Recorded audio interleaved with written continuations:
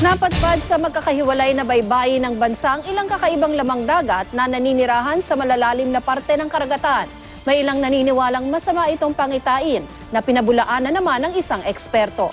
May report si Katrina Son. Nagulat ang mga residente sa may baybayin ng Cagdiano, Dinagat Island nang mapadpad doon ng isang puti at malaking labi ng hindi matukoy na hayop. Dahil hindi malaman kung ano ito, inakala ng ilan na labi ito ng isang sea monster. Ayon sa Bureau of Fisheries and Aquatic Resources, mahirap nang tukuyin ang uri ng marine mammal na ito. Bukod sa nangangamoy, bulok na kasi ang katawan nito. Nailibing na ito sa gilid ng dagat. Isang kakaibang uri naman ng isda ang napadpad sa dalampasigan ng Boracay. Ang napadpad na isda, patay na nang makuha ng mga residente. Ayon sa isang marine biologist, isang uri ng hardhead grenadier o Japanese grenadier ang naturang isda. Karaniwang makikita sa bansang Japan at sa Taiwan ang hardhead grenadier na kalimitang naninirahan sa malalim na bahagi ng karagatan. Pinagkakaguluhan naman ng isang malaking isda na nahuli sa barangay Mambayaan, Balingasag, Misamis Oriental.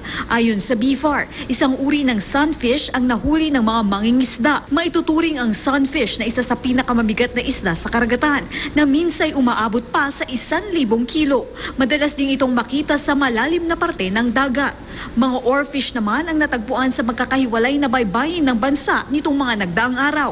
Gaya na lang sa baybayin ng Romblon, Cagayan de Oro City at Agusan del Norte. May paniwalang ilan na isang masamang pangitain ang paglabas ng mga oarfish. Sa Japan at China raw kasi, lumalabas lang ang mga oarfish tuwing magkakaroon ng malakas na lindol, paliwanag ng isang marine biologist. Like any other organisms, pag meron, kasi mataas yung ano nila, yung sensitivity nila with movement of and disturbances. So nasa-sense nila kaagad yun before it strikes. But then again, we cannot use it as a machine, like a machine to predict an earthquake, yung behavior ng mga animals na to. Katrina Son, GMA News.